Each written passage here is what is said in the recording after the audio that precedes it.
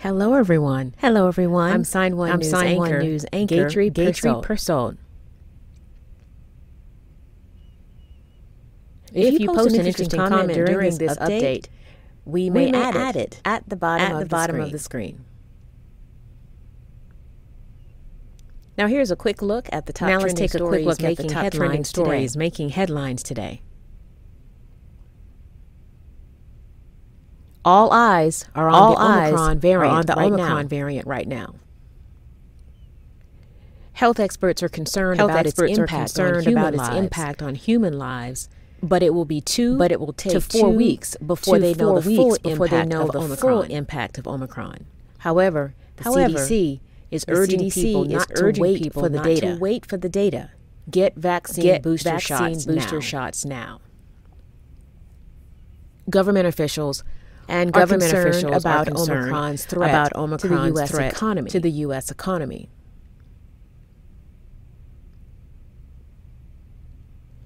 Today, Jerome Powell, the head of the Federal Reserve, testified on Capitol Hill that the Omicron variant could cause continued rising prices, reduce people's willingness to work in person, which would slow progress in the labor market and intensify supply chain disruptions.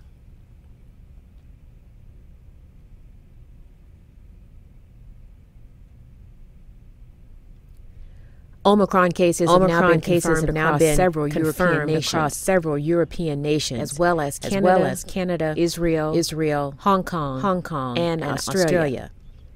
And at least 46 countries have imposed travel restrictions on several African countries. But officials with the World Health Organization say travel restrictions and bans are useless. And punishing South Africa for being honest about reporting cases can do more harm than good.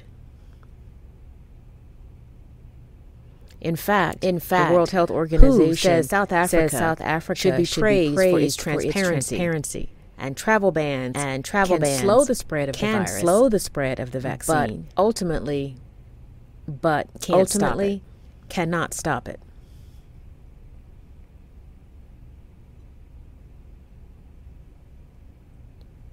There are two new high-profile criminal cases taking place now.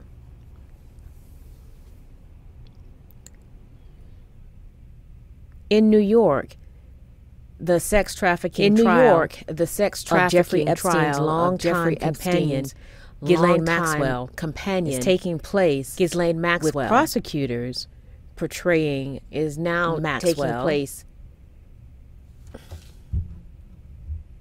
as a predator who recruited young girls and created a network of underage victims for Epstein to sexually exploit.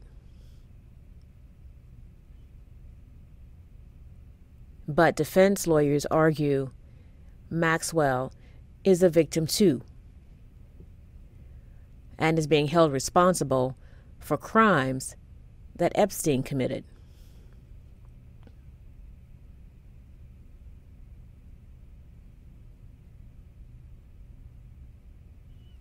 And in Minnesota, jury selection began today, Tuesday, in the manslaughter trial of former Minnesota police officer Kimberly Potter, who shot and killed 20-year-old Daunte Wright back in April. But defense lawyers claim it was an accident because Potter thought she had a taser in her hand rather than her service weapon when she pulled the trigger.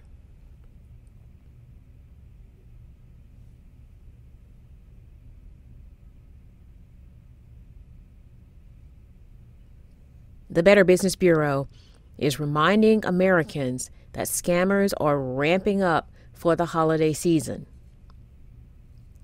And the organization recently released its list of the top 12 scams of Christmas. Criminals will use anything to take advantage of people's giving spirit. So the BBB is warning consumers to avoid scams that appear every year during the holidays, like fake charities, fake shipping notifications, look-alike websites, and puppy scams.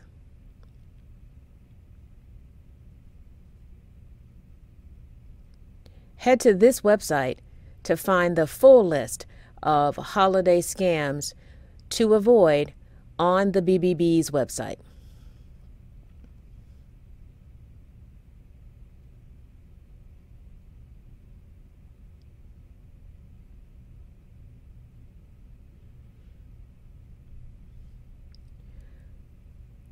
Golf star Tiger Woods suffered severe leg injuries in a car crash earlier this year.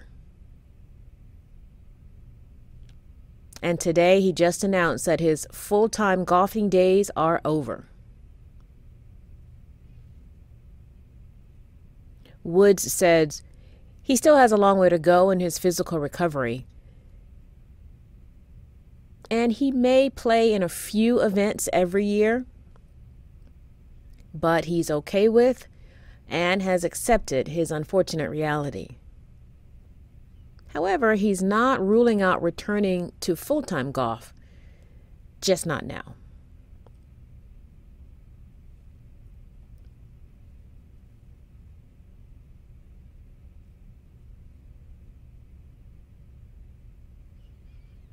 Cameras captured a sweet moment in Nantucket, Massachusetts, when President Biden comforted and encouraged a little girl named Avery who has a stutter.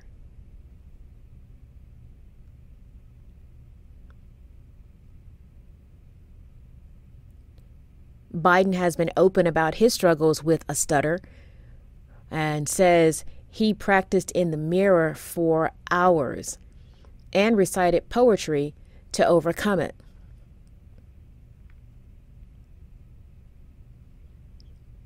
Avery's uncle posted the meeting with the president on Twitter with the message, "A day she will never forget."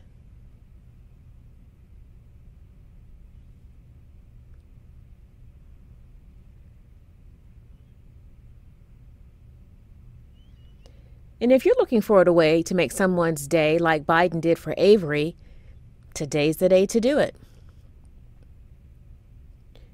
Tuesday, November 30th, the first Tuesday after Thanksgiving, is the National Day of Giving. The National Day of Giving was started back in 2012 as a way to focus on charities and nonprofits as the opposite response to the frenzied shopping seen on Black Friday and Cyber Monday. To participate, people across the U.S. will be volunteering to donate food, cleaning up communities, donating blood, or giving online to a favorite charity or nonprofit organization. Sign One News will be broadcasting live updates Monday through Friday. Then this Saturday at 6 p.m. Eastern Time, join us for a live panel of diverse guests to discuss the hot topics of the week.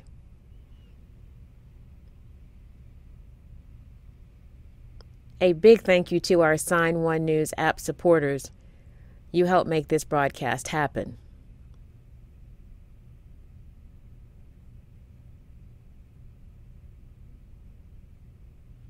That gives me goosebumps.